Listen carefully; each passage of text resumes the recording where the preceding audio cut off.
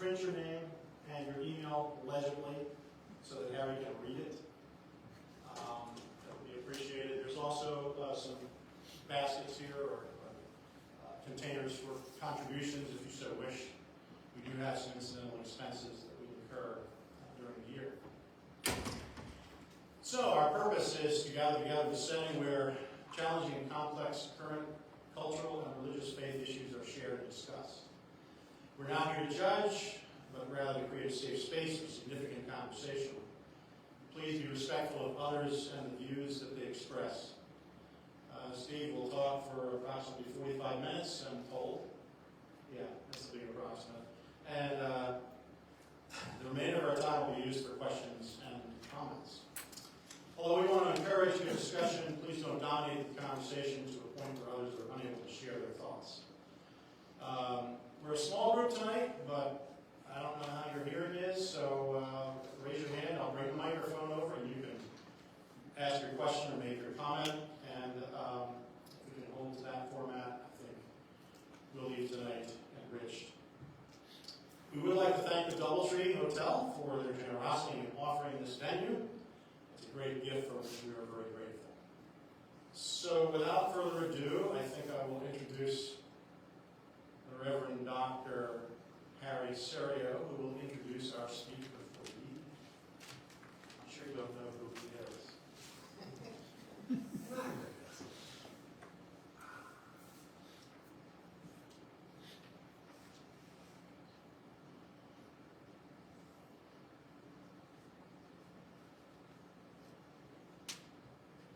Well, this is the man who needs no introduction.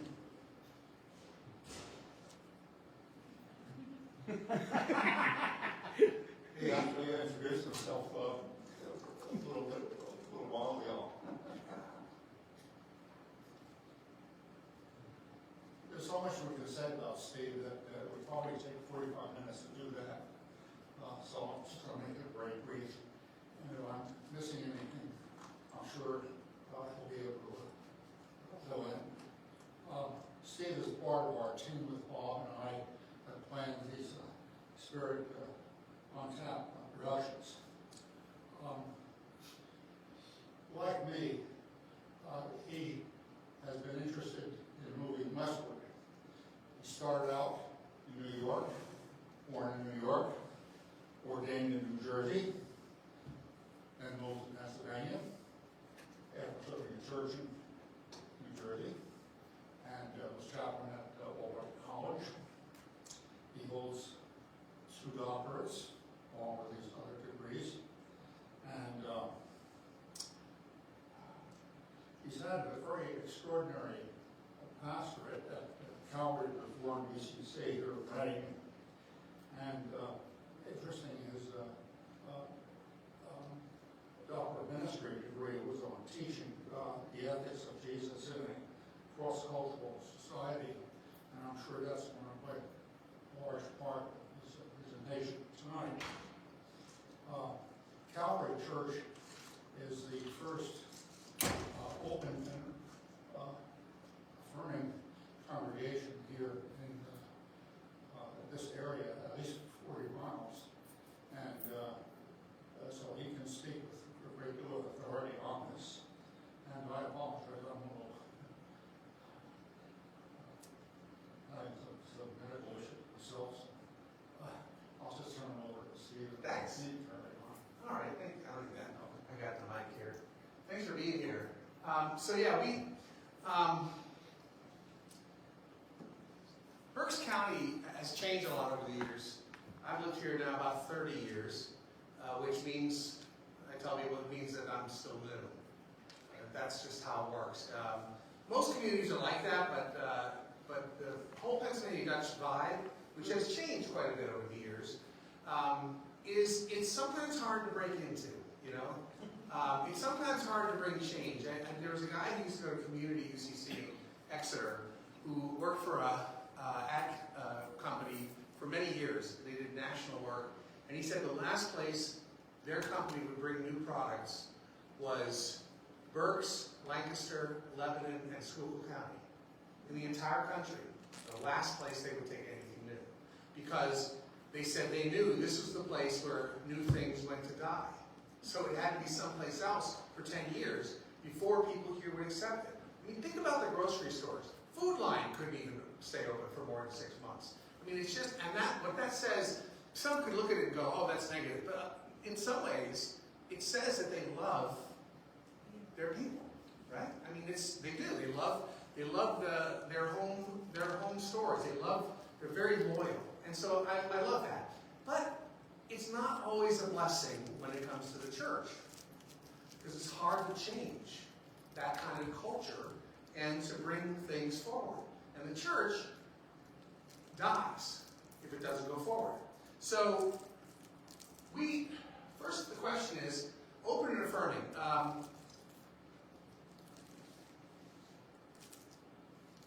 Open and Affirming began in 1985 in the United Church of Christ. And basically what it is the congregation goes through approximately a 2-year process to talk about welcoming all people.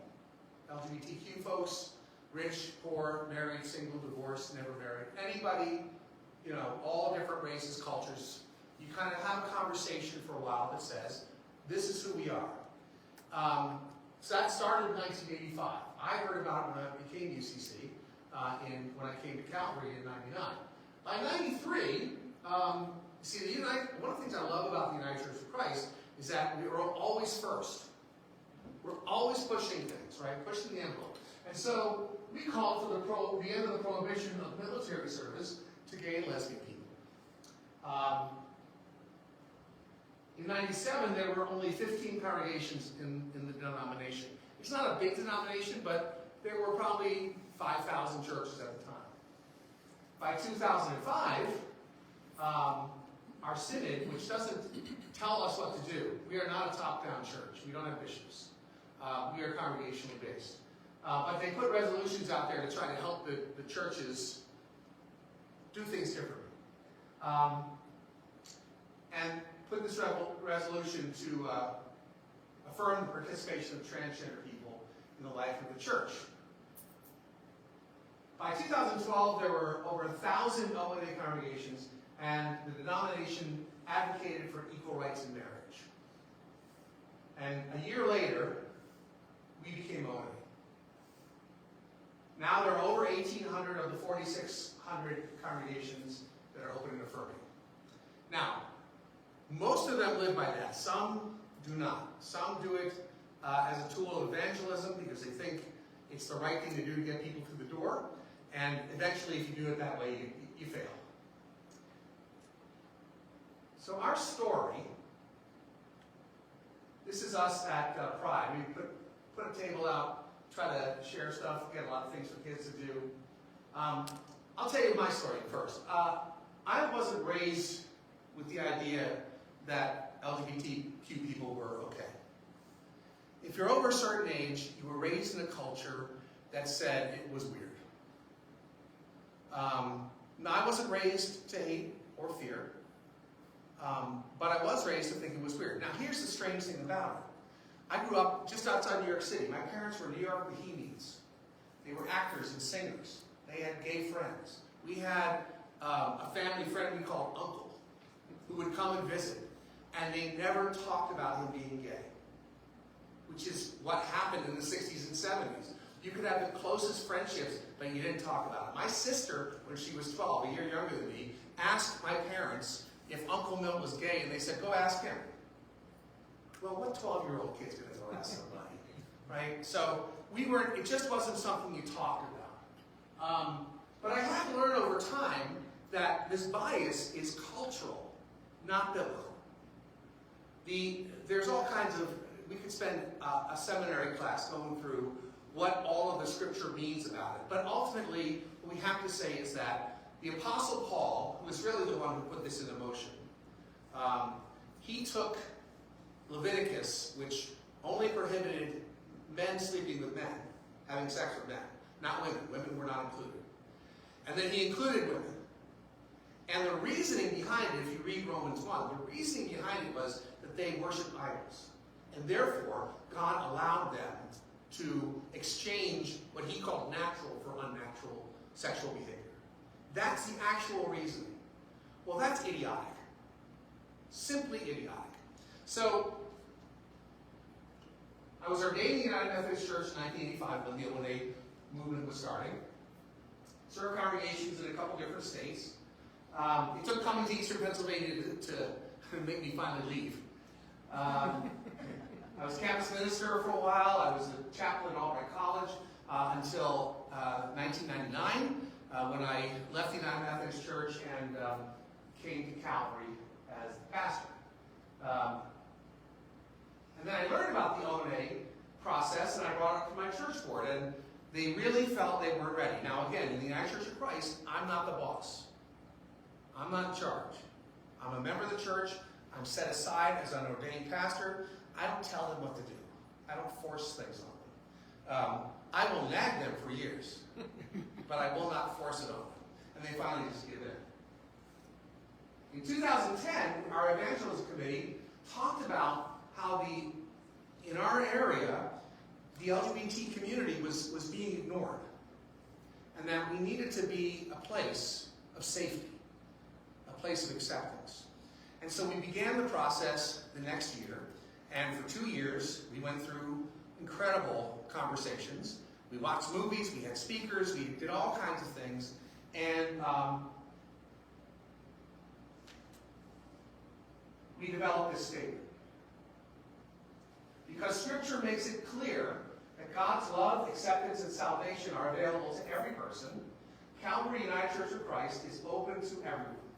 We invite all who seek God in this place to participate fully in the life, leadership, sacraments, and ministry of the church without regard to age, race, education, income, language, ethnic origin, disabilities, marital status, family structure, sex, sexual orientation, gender identity, or gender expression. I think we got it all. Maybe not. I mean, we may have something. We commit ourselves to making peace, justice, equality, and inclusion a reality in our congregation and the world beyond through our attitudes, words, and actions. That's our statement. And we have that in our bulletin every week so that people can see it. Now, when we first voted to do this, there were people who fought that and said, why do we have to have it out there for everyone to see? I don't understand that question. I mean, if you do it, you do it, right? We voted and we lost about 12 members, which, I mean, was sad because they were good people. You know, let's remind ourselves that there are a lot of nice people who hold bigoted attitudes, right? They have racist attitudes, they have sexist attitudes, they have all kinds of negative attitudes, but they're still good people. We can't deny that. There's just blind spots.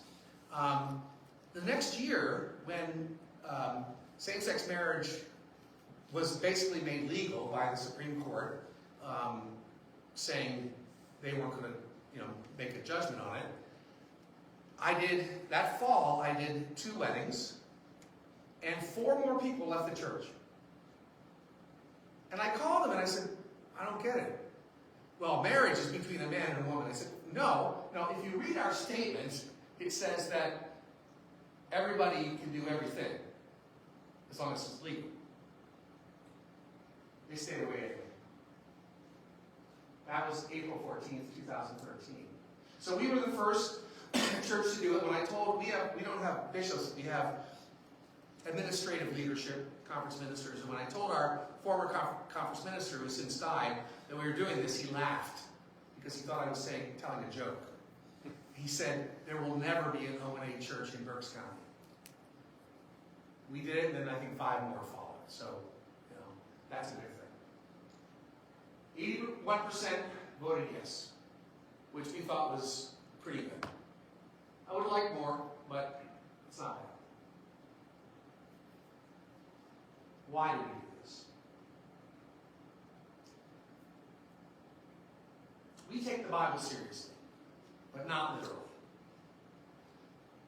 Anybody who says they take the Bible literally, that's always to me a sign they've actually never read the Bible. Because if you take it literally, you can't do any of the stuff. Have you ever read the book, A Year of Living Biblically? It's a wonderful book. We studied it at church a few years back when it first came out. It's a man, a secular Jew, who decided he was going to try to live by the Hebrew Scriptures completely. And it is hilarious. Hilarious. At one point, he was dressed in his robe, right, in a white robe. Didn't use dyes, And next to him, a person said, use some profanity. So he went and he found a tiny little pebble. And he went over and he tossed it at the guy. And he didn't even know it hit him. It hit him in the leg. And he said he fulfilled the law because he stoned him. Because using profane language, you get stoned. Like, not stoned like you think about, Bob. Stoned. Appreciate the clarification. Okay, good. Jesus never said a word about it. Never said a word. And I don't think he was walking around in a bubble where he didn't see people who were gay. He talked about eunuchs. That there were eunuchs who became eunuchs for the kingdom of God. So, and eunuchs were about as close as you could get to what we would talk about as being trans. It didn't matter to Jesus. A lot of things mattered to him, and he spoke about them at length, right? He was really concerned about greed. He was really concerned about how you treated the poor.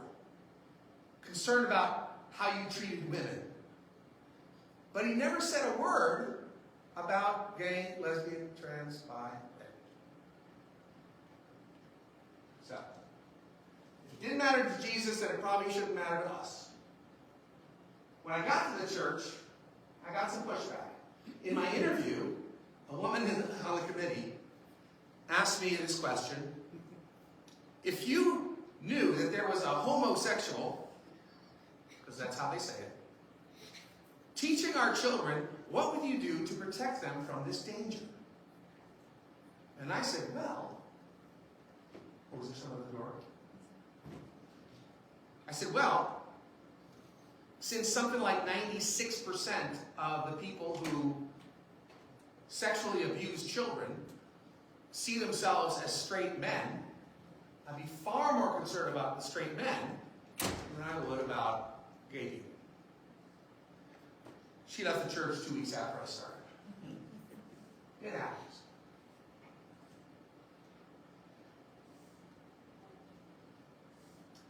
We had one gentleman on our church board who I knew was gay. Long-term relationship, really wonderful couple. But and he had been in the church for a number of years, involved in a whole lot of things, served on our board. But he did not come out to the congregation until we voted yes. See, one of the questions people kept saying was, we've always had gay people. Why do we have to do this? People know who we are. Well, the truth is that the church was not seen as a welcoming congregation to folks who weren't straight. And the community knew that.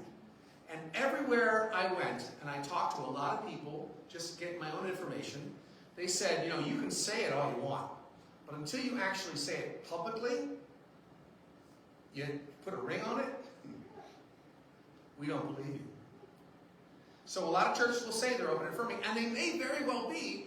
All of them may be welcoming that way. But until you actually put it out there, the larger community is not going to know, and they're not going to accept it. I mean, we can argue all you want about it, but that's what I was told over and over and over again.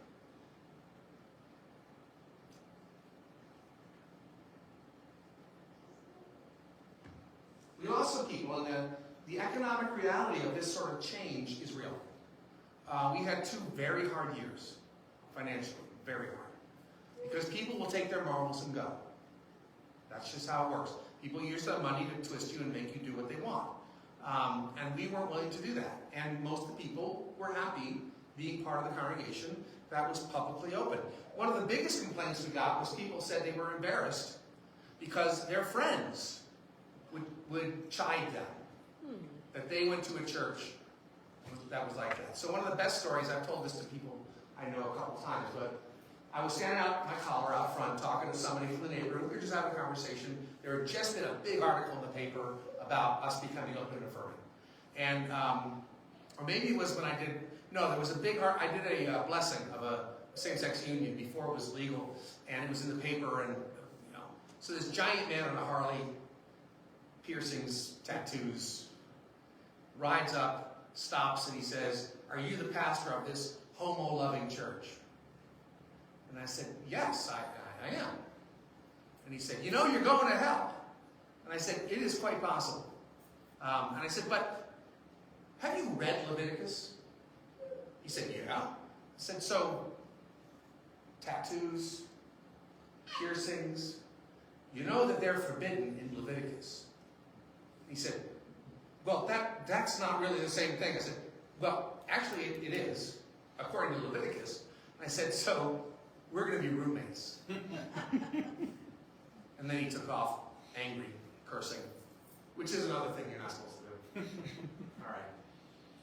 But those 2 years were tough. Now, after a while, we were able to figure out how to live with the new reality of who we were. But one of the reasons that clergy I know don't go through this process, and lay people, is because they're afraid that the church won't be able to survive it financially.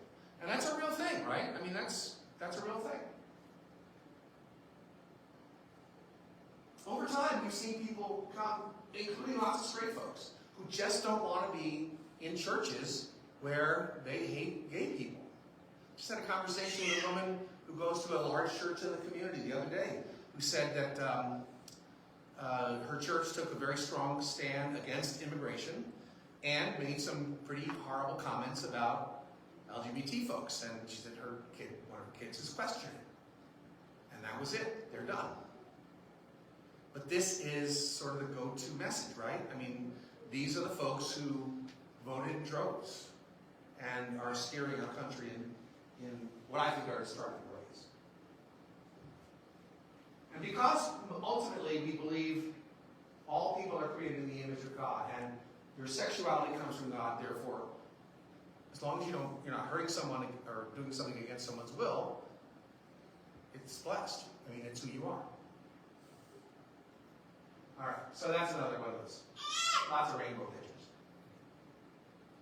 How did the county respond? Well, when I started this process, there were 13 UCC churches in the city of Reading. Now there's 3. And we're one of them. And it's not that those churches weren't doing good work. They really were. They were filled with good people, but it was hard for them to grasp what the 21st century is about. That people under, now I used to say under 50, now it's really people under 60 and most of us over, don't care.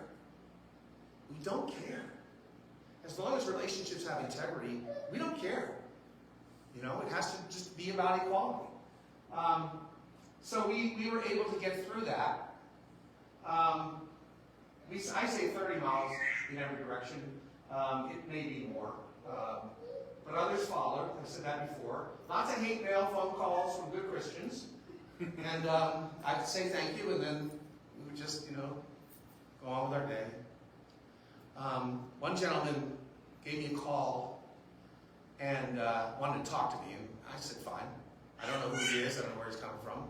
I'll talk to anybody. So he comes in and he sits down with me in my office and he said, we've been praying for you. I said, well, thank you, that's awesome. Who are we? Well, he was a member of Assemblies of God Church east of here. And he said, for 2 years, we've been praying for you. I said, that's awesome. Because we don't want you to go to hell because of your stance on gay people. He said, because I used to be gay, but I'm not anymore. And I said, okay. And we sat for about an hour and a half in my office and talked. Did a little Bible study. I used his Bible because my Bible is a commie, leftist, socialist Bible, probably. But I used his Bible and I did a little Bible study with him and tried to, and he tried to teach me too. And at the end of that hour and a half, we got up and I thanked him. I shook his hand. I said, you could have sent me hate mail. You could have firebombed my house. But you called me as a sibling in Christ, and we sat and talked. We didn't change each other's minds, but we leave here shaking hands. And that's okay. I don't agree with him. I think that people who have these bigoted viewpoints are kind of lost. But, he has to live with himself. And as long as he lives his own life and doesn't hurt somebody, it's his life, right? So we are known as a church that tries, tries to live its faith, and is committed to all of these important things. You know, the whole diversity, equity, inclusion kerfuffle that's taking place all over the country, it's idiotic to me. All those things matter in an advanced culture, I think, but they're just a smokescreen. We know that. You gonna come up and talk? And when confronted by anti-LGBTQ people, I respond that I care about what God thinks, not what they think. We often say that there's lots of churches where you can define yourself by who you hate. So there should be some that try to define themselves by who they love. And I think those kinds of answers are all we can do when confronted by that kind of behavior. People can change over time. And I've seen people change over time. But it's hard work, you know. And so we have to just sort of keep hanging in there and saying, this is who we are, right? I love this.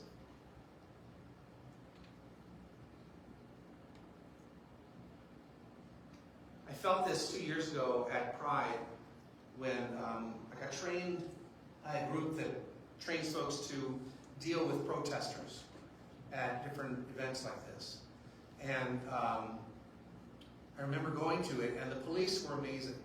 And oftentimes people complain, but the police were amazing. And they had set up a zone about half a mile away, up near the entrance, where they had to stand. But instead of that, they stood up on the other side, and they couldn't rattle anybody. Nobody got upset. We just sort of stood there as kind of a barrier, as allies. And after about 2 hours, they all packed up and left because nothing was happening. But this is kind of like how I felt, you know? We'll pray for you, we'll forgive you, we hope you'll do the same for us. Why does true inclusion matter?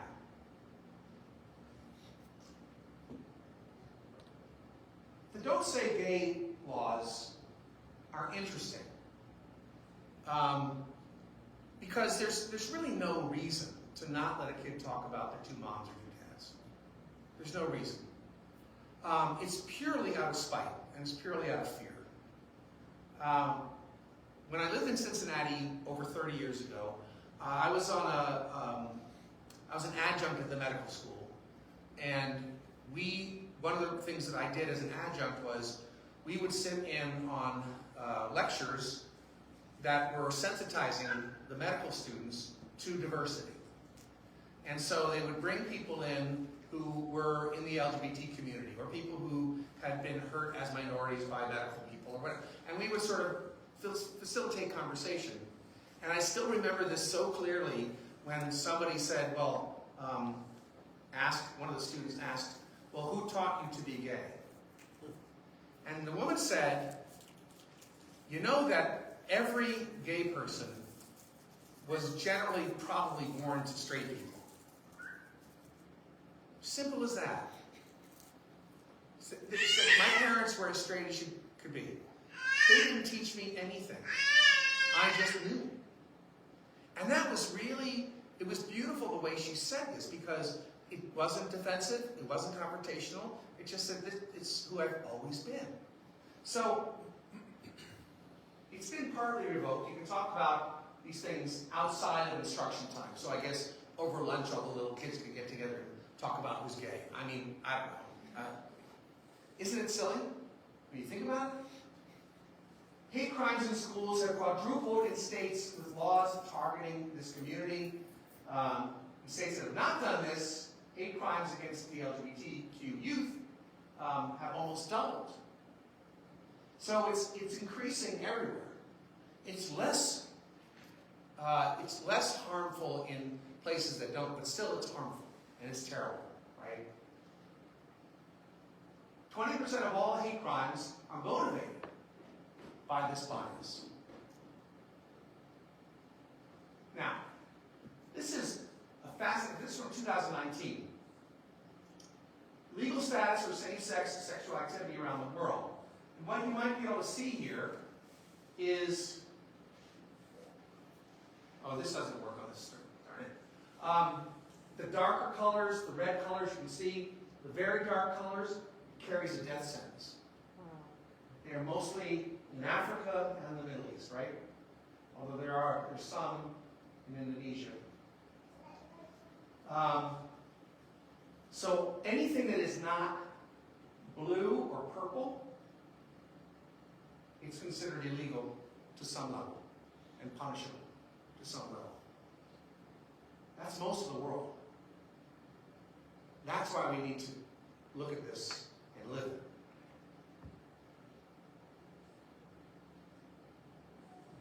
Now, let's look at America. This is from 2008. Can you see all the colors up top and up down here? I've seen this pattern before, recently, on November 5th, right? One of the cool things about this community, I guess it must have been about 10 years ago, I got a call from the then director of the LGBT Center, who I knew just a little bit, and asked me if I would meet them at City Hall. They were asking the City Council to make conversion therapy illegal in Reading. And I said, so I'm your token straight guy. And they said, yes, you are. And I said, sure, I'll go. So we went, had a conversation. They voted unanimously to make it illegal in the city. And there were people there arguing that we should continue it. And that was great. But there's no place else in the county, and this is again about 10 years ago, no place else in the county that has taken those steps. And it's been tried, and they keep voting no. So you can see all of these places where there are laws in process, and there's been more since. Remember, that's 2008. Now, this is 2024.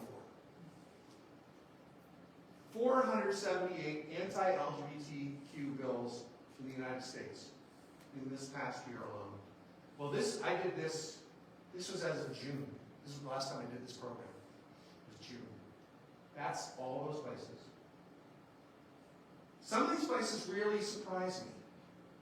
Right? Some of these, I never think of the Midwest, Upper Midwest, as being that kind of place where that would happen. But it's in both, you can see, Minnesota, Maine, New Hampshire. I mean, live free or die.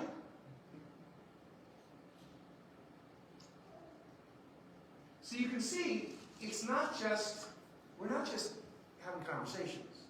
This is people's lives in danger. And that's why we keep talking about it. And I want to say thank you. Some more rainbow pictures. That's me with our banner. That banner got stolen. We replaced it, and that one got ripped up. So we replaced it, but we put it really high up. So you got to work for it. That's one of my many shirts. This is another one. I wore this to Target one time, and this woman, I was returning something, and the woman behind the desk comes out crying and hugs me and thanks me for wearing a t-shirt. Wearing a t-shirt. So, you know, there's every person who is not straight has people who love them. They have family members, they have friends. This issue affects, it doesn't just affect I don't even know what the percentage is anymore.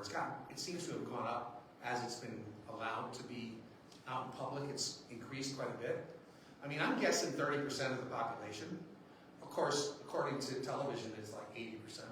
But, I mean, there's a lot, but that 30% then has family and friends. They have communities. They have religious communities. They have extended family. They have people. This touches a lot of people's lives. And it matters. And I'm telling you, right now, politically, we are in a situation where there are people who are scared to death, scared that they might die. And so this is more important than ever. And we just need to keep lifting it up. All right, I'm going to leave that up there and we're going to have a conversation. Let's talk. Thank you for your attention.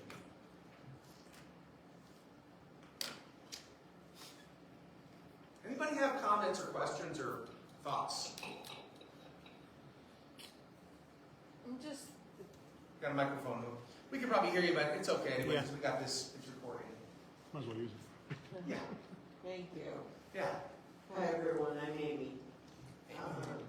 I am an ordained interfaith minister. I'm a Reverend. My affiliation is One Spirit Interfaith Seminary. It's based in New York City. I chose to study during the pandemic, so it was all virtual learning. And I'm aware of the posts that you were about the ACLU reporting all this uptick in hate crimes. And it's hard.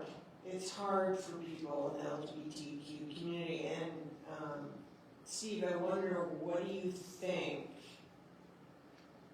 is causing that? Like that. And my thought was, there's a lot of, I dislike saying this, but I have to say it out loud. There's a political party that is very anti-LGBTQ. And they're people who are white and straight are sort of, what's everybody else's problem? I mean, so what? I don't care about your pronouns. I don't care. Why should I care? They're all trying to get under our skin and to change our minds. And I'm just so shocked by that response. Like, what is that? Is it, I hear the I'm straight, but I don't hate. Well, what do you think is underlying that? Yeah. So, back in the 1950s so fundamentalism, I wish I had them. I wanted to do a Harry Stereo on you because I just finished 2 books and I'm trying to get them published.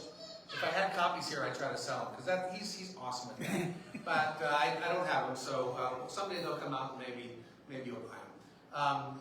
I just wrote a book about fundamentalism and about the widespread effect of it. And we know that fundamentalism has been with us. It developed in the late 1800s, early 1900s. Evangelical fundamentalism and the prosperity movement all started at the same time. And a lot of that was, anybody who wasn't straight sort of kept underground. Although there were times in our period, in our lives, history, where it wasn't such a big deal. When in the 1950s, late 50s, as fundamentalism started to feel itself again, they saw the culture was changing even in the late 50s and into the 60s and then Roe v. Wade, right? And they put together a plan of how to address the change in the culture that they saw was demonic. And the number one thing they wanted to go after was divorce. But there were too many divorced people. It was too big of a group. So they decided to go after the other smaller groups. They decided to go after abortion, and they decided to go after gay people. They didn't even think about trans issues or whatever. There's so many factors, psychological. There's this fear. Fear. Right? There's a lot of fear involved. We see it now with, there's a guy named Robert Jones. He's a professor. We had him at our church a couple of years ago. He's really written some phenomenal books over the last couple of years. And one of the books he wrote was The End of White Christian America. Really amazing, really well done books. And he talks about how a lot of the things that are happening, bubbling up, are because of white folks losing power. And they hate the idea of equity. Yep. And I will say to them, so you hate this because finally you're being treated like everybody else. Yeah. and now you understand why they are so upset. Oh, yeah. That's part of it. Part of it is just that people always pick on minorities. For a lot of history, it was if you were left-handed. So there's so many aspects to it. One theory that I've worked with for years about with the Hebrew scriptures was that their understanding of birth, of procreation, was that the whole human was in the seed, and that the seed would be embedded into the woman and grow there. But there was no problem with women hanging around with each other sexually because there was no loss of life. But when you are a nomadic culture who needs soldiers, any loss of life is a problem. So that's one way of thinking about it. And they still didn't know it. I think Paul just had some issues. He was very egalitarian in many ways, but he was also a human being with his own fears and hang-ups. And a man. And a man. And he didn't think anybody should have sex. It wasn't just gay people. He didn't think anybody should have sex. Seriously. He said it's better to marry than to burn with passion. Right? He didn't think it was, but he said, but if you're holy like I am, then you will abstain. Virgins stay virgins, because, be unstained by the world. So it wasn't just same sex, it was all sex. He said maybe he couldn't get a date. I don't know what his problem is. But I mean, and I don't know enough about things to explain the whole thing, but that's just a little bit what I think it is. Yeah. Other comments? One over here. Did you have your hand up? Oh, I thought you.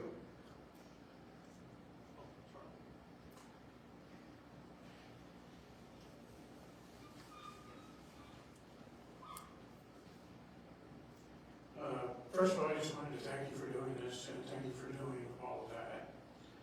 And I spent 3 years working in an LGBTQ center doing therapy with the people there, and I had never done that before. I had no idea what to expect, and what I found was they had exactly the same problems as all straight people. Exactly the same. Except they had also to be afraid of coming out or not coming out.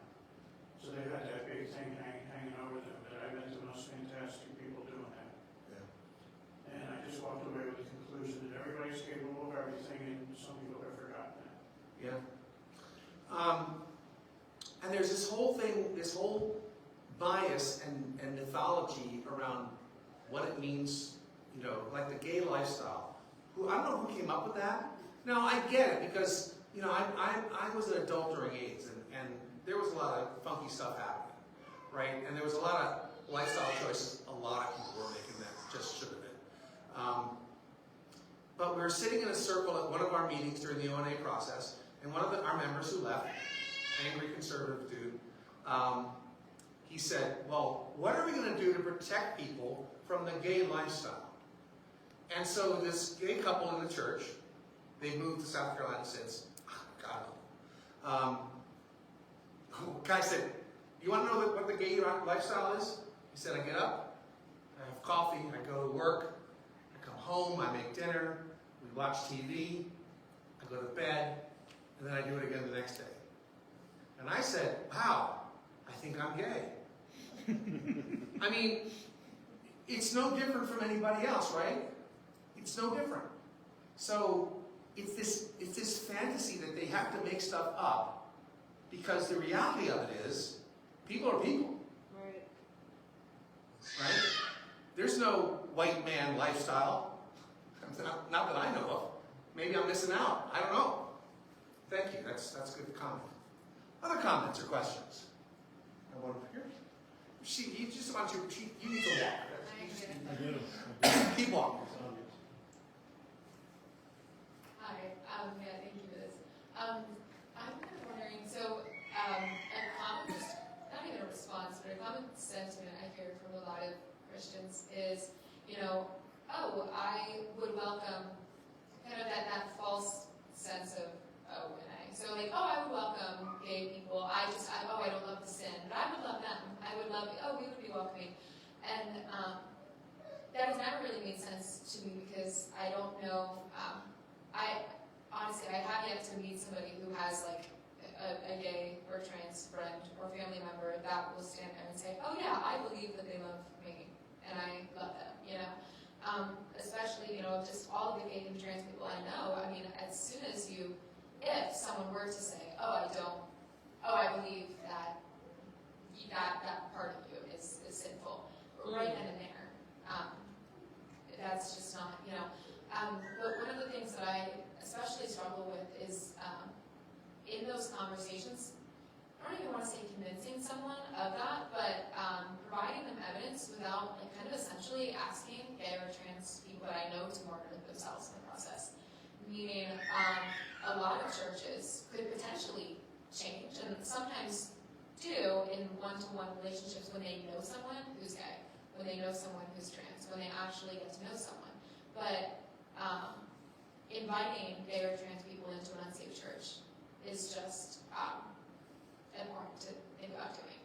And so sometimes that makes me feeling kind of hopeless of, you know, how or, you know, can these churches ever change?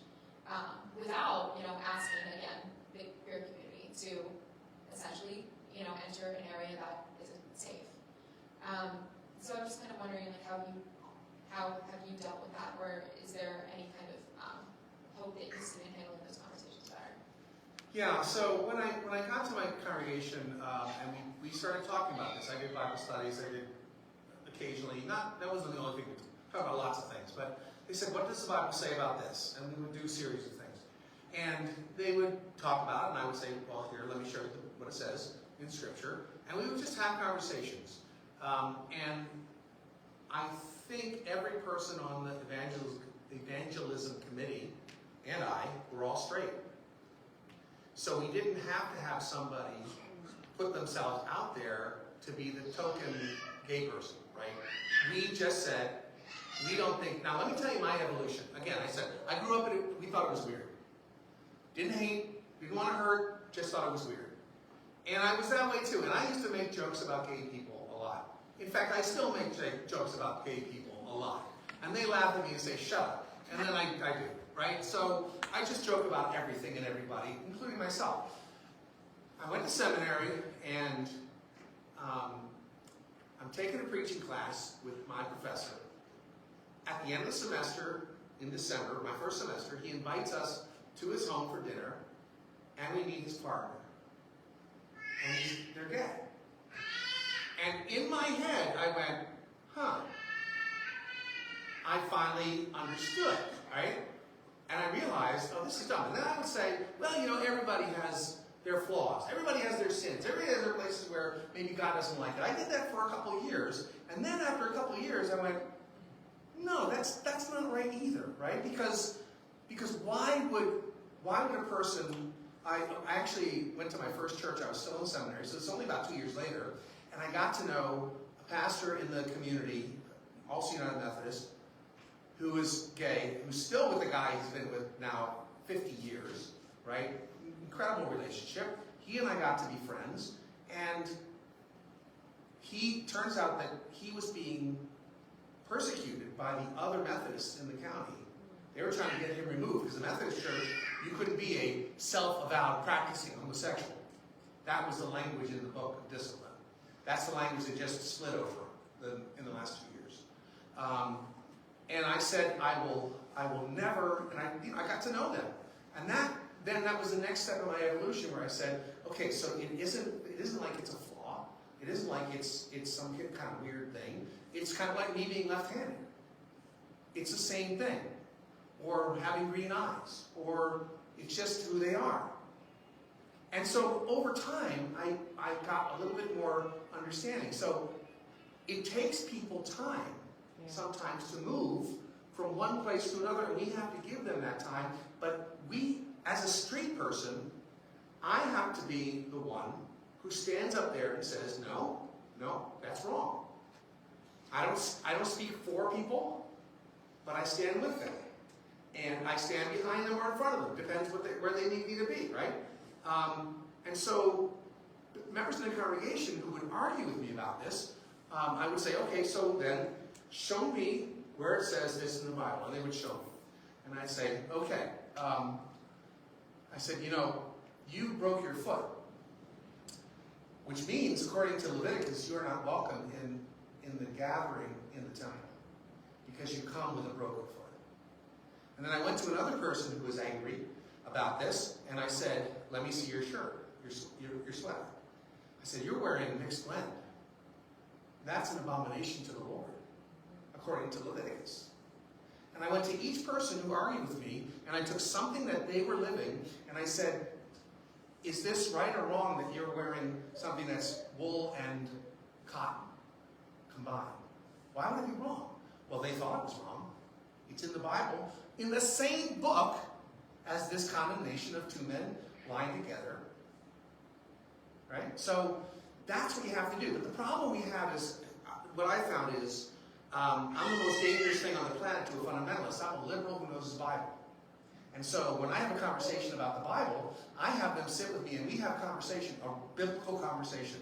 And I say, okay, let me show you something. And then they show me, and I show them. We go back and forth, and they understand that I'm not going to be fooled by their proof texting, which means they know a few passages, and they trot them out because they heard it in church. And then I say, well, what about this? And they go, that's not in the Bible. Oh, give me your Bible. Let me show you. Here it is. We don't know our Bibles well enough as mainline liberal progressive Christians to have these honest conversations. Because fundamentalists, I learned this a long time ago, they don't care about your feelings. Yeah. They want to know if it's in the Bible. If it's in the Bible, then it means something to them. So we have to be where they are. And what that does over time is it says to the people who are in that situation, either maybe I need to think about this, or I'm just not going to go there with you anymore. And then they don't bother anybody around me and they stay away. And that's what's happened here. The fundamentalists leave me alone. They just leave me alone. And I have to tell you, it's the weirdest source of infamy there is that people who go to these churches know who I am. I just serve a little 200-member church here in the middle of Reading. Who am I? But they know me because I'm willing to stand with folks who they're after. And that's what we have to do. We have to be allies. You're a threat. I'm a threat to them. That's what it is. Yeah. Yeah. Right. But you're really absolutely true. So this was the funny part of the One thing. We're about a year into it and going along pretty well. It's good. And then I don't know if Barbara's going to watch this, but she became a dear friend, Barbara Paranta. She's an ordained UCC pastor, and I love her dearly. Shows up at church. She's a trans woman. In this gorgeous purple dress. She's also about, I don't know how tall you are, Barbara, but I'm guessing 6'4". And she's a sturdy person. And walks in, and I remember in my head thinking, all right then. Let's see how this goes. And my wife, who is with the choir in the other room, she said, okay, all right, let's see how this goes. And it went beautifully. It went beautifully. Now, some of the people who loved her also tried to change her or keep her from changing. Not changing, she was being who she was, which is another thing I learned, right? You don't change, it should become who you are. And they left the church when we voted yes to this. But that's okay because she touched their lives in ways that I never could have. So we sort of laid out the process and showed what we meant, and then it allowed other folks to stand and be who they were and not have to hide anymore. And that's the most important thing, I think, to be who you are. Yeah. Other comments or questions?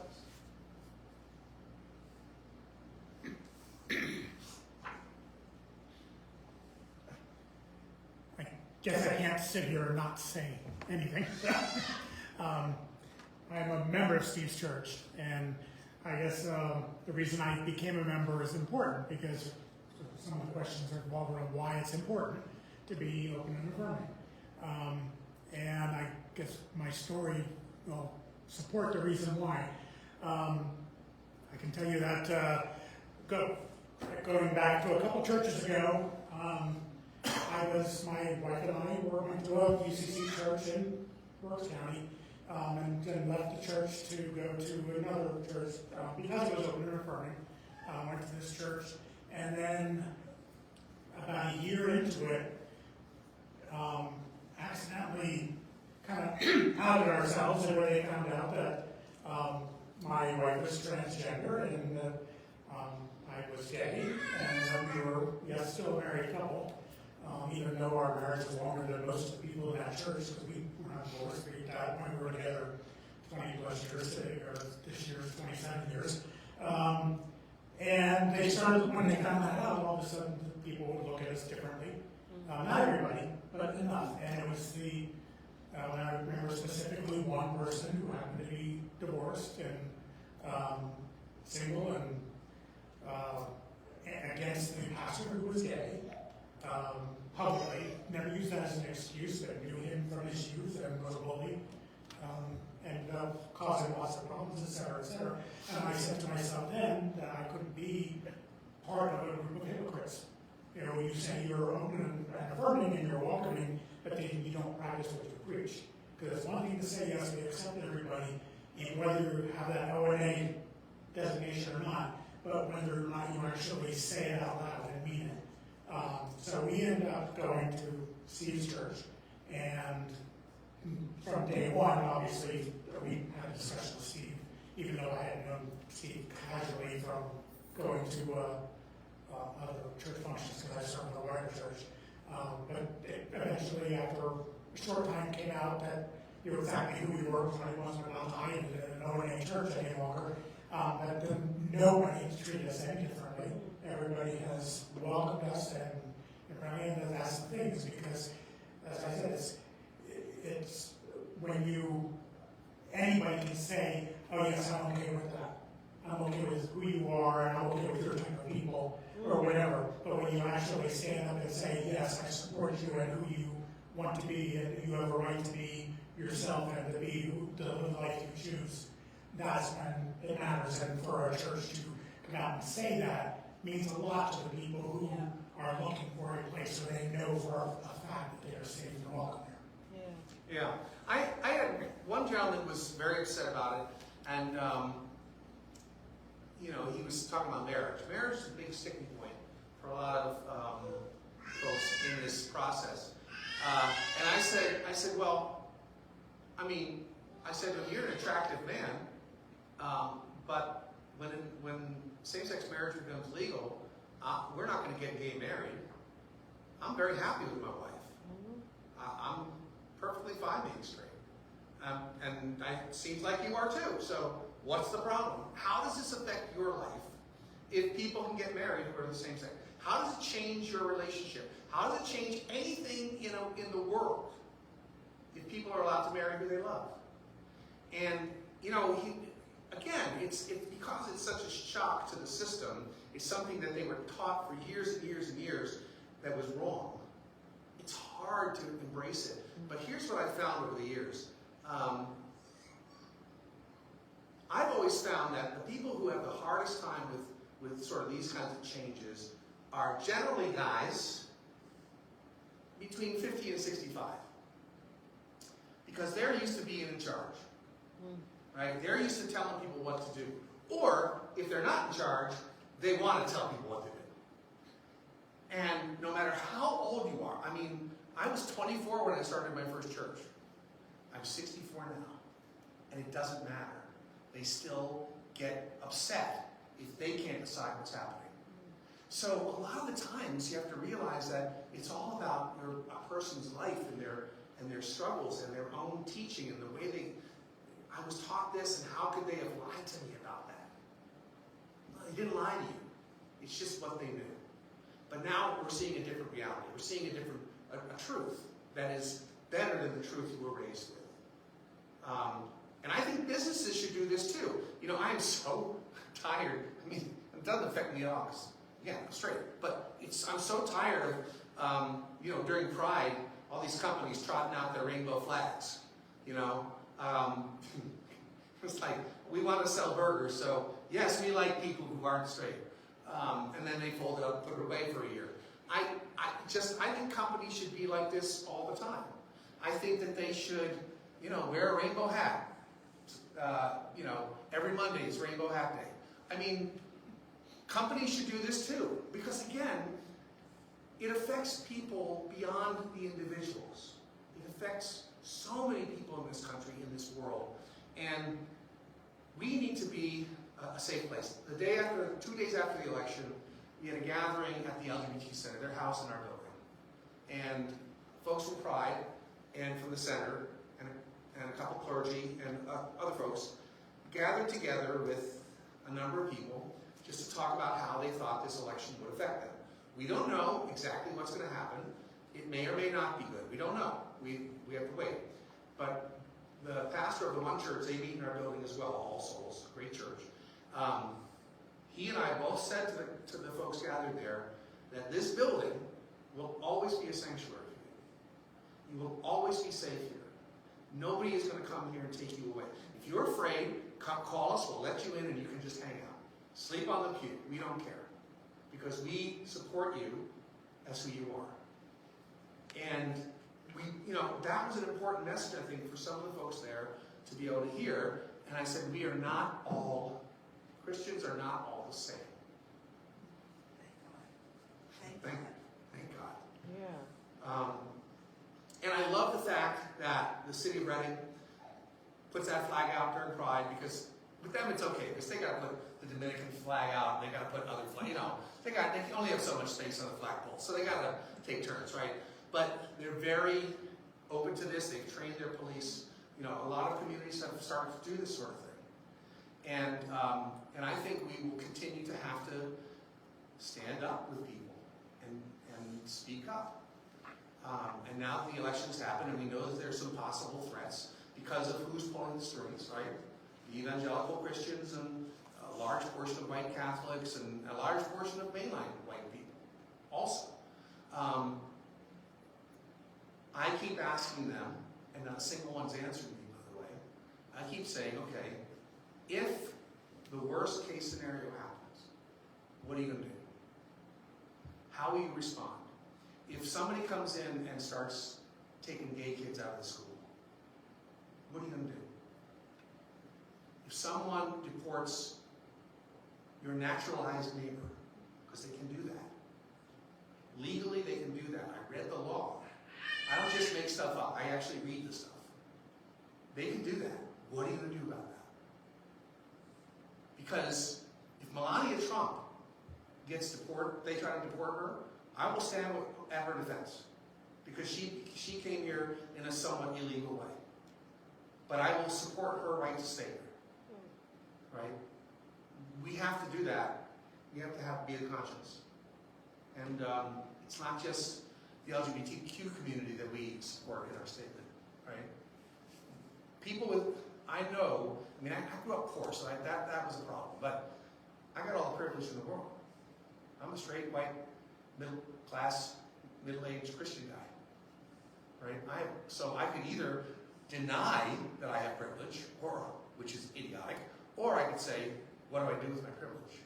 Do I use it for me, or do I use it for others? That's what we have to do. We stand together. Other comments? I have some friends that are. Yeah, go ahead. I have some friends that are gay, and as they aged, I would encourage them to get married because of inheritance tax. Yes. Because husband and wife or married people have no tax. If you're not married, your assets of the survivor are 15%. And for some people, that's an astronomical amount to come up with. It's huge. Or just the hospital. what they have, or go to the hospital. Or make arrangements for a funeral. Yeah. In Pennsylvania, you can still lose your housing if you rent, or your job if you're gay. Oh, really? In Pennsylvania. Yep. We're one of the few states left. But they're also paying $7.25 an hour, so maybe there won't be anybody left to work. Go ahead, any comments? Harry's got one. Yeah, we'll need to wrap this up pretty soon. I was a pastor at St. John's United Church of Christ in Kutztown, and one of my members was Steve Ohnsman, and you're familiar with that name. begot days in around 1990. And we attracted a number of gay people, including some professors from the university. And we had a reputation of being open and affirming. When I went to consistory and asked for them to go through the process, they said, oh, why should we? We already are ONA, and we have a reputation of being open, and we don't need to do this. So my question for you, Steve, is what is the UCC process of becoming ONA, and why should churches do it? It's supposed to be a 2-year process where you have a number of different ways. You have group discussions. You show movies that talk about what it's like being gay in the world that doesn't accept you. You have speakers come in or we had some parents of people who were LGBTQ who came in and talked about it. Once we had a panel of a group of parents who talked about what their children experienced. We have Bible studies and sermons occasionally, including conversations about that. And it's just sort of an ongoing conversation. And you mostly what you want to do is let people talk about what they're afraid of, talk about what they think it is or isn't, have folks there who can help them change their minds, and then you have to have a vote, which votes are terrible because it always leaves some people out and some people in. But it's the only way you can get the designation is if you vote. In fact, this really made the committee mad because they knew I was supportive. I raised this for years, and they knew I was supportive. So a woman in the church who eventually left anyway came up to me a month before the vote and said, I haven't had a chance to express my disagreement in a large sense. And I said, okay, what do you want to do? I want to send it out I want to write something and put it in a newsletter and send it to all the members. And I said, sure. And she did. The committee was furious. You're poisoning the well. And I said, no, by this point, people know what they're going to vote about. In fact, many of the people after a year were going, all right, enough already, let's move on. But we couldn't move on because everybody had to be heard. And so what we did with that, by letting her do that, what we said to her and anybody who agreed with her was that we respect their opinion, we are listening to what they have to say, we want them to say it, and we're giving them an opportunity right before the vote. And it didn't change anybody's mind, but it gave, now again, she left. She was mad all the time anyway, so I was surprised she had stayed that long, honestly, because she just was. She was just unhappy about a lot of stuff, but this was just one more thing. But I think people have to be heard, even the people who are at their worst. And I think they have to be called out for their bias. One guy who left, he's the one who asked the question about the gay lifestyle. He left, and I called all these people for a couple months. I would call them, just see how they were, and they changed their minds. He said no, he was still upset about it. And I said, well, okay, so who else should we not allow in church? If you were to give me a list of people, who should we tell to leave? And he said, you need to be harder on divorced people. He came from a divorced family. He was deeply scarred by it. And I said, well, that's not going to happen because, first of all, it's a painful thing to go through. It's like death for people who've gone through it. They've told me. We're not going to rub salt in the wound. We're going to be supportive. So we're never going to say to somebody, you cannot get divorced. That's idiotic. I've used that word a lot tonight, idiotic. And I said, well, how about people who live together before they get married? And again, I don't have any issue with this. I think relationships have to have integrity, whether you're married or not. And he said, well, no, I don't think that's as big an issue. I said, well, biblically, it is in some spots. They have to get married to have sex. He said, well, no. And I said, you know why it's not? Because both of your children live with people they're not married to, and your daughter is going to have a baby before she's married. And he was like, and he stopped.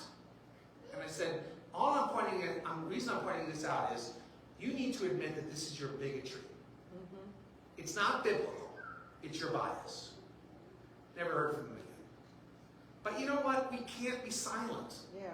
Because silence kills. We have to be supportive.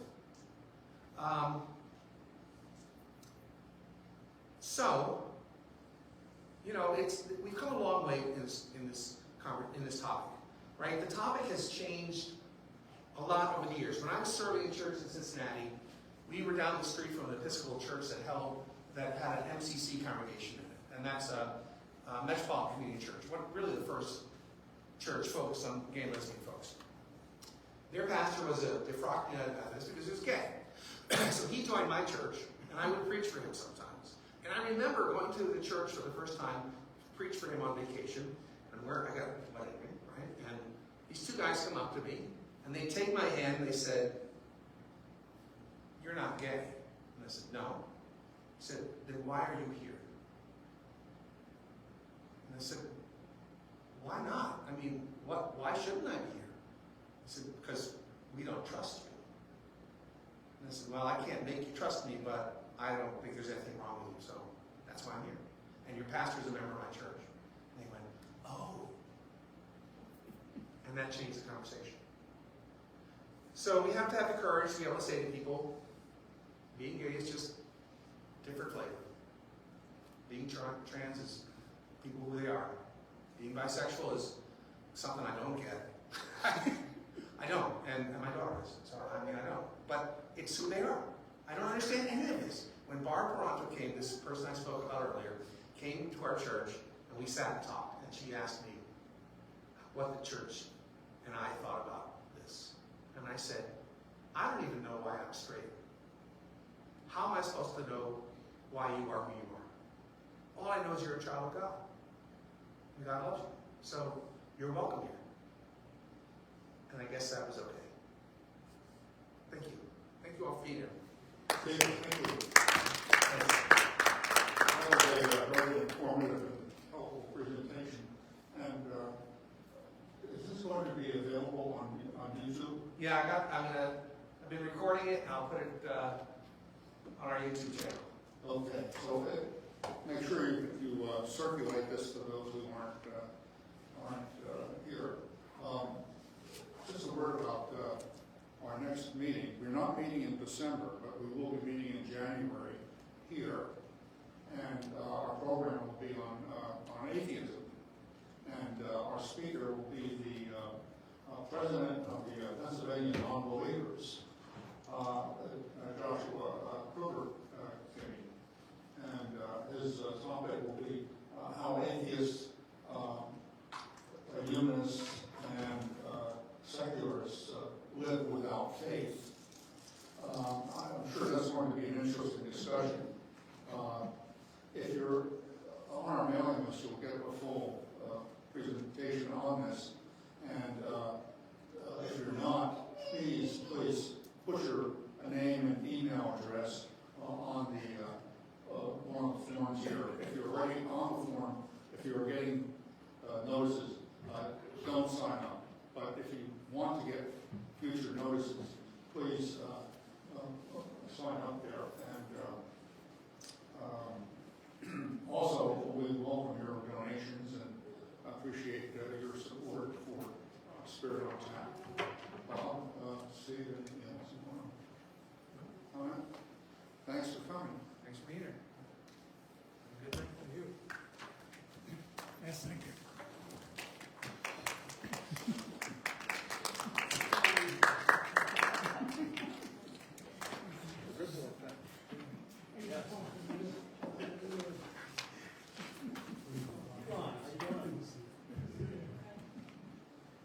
You brought the little one with you.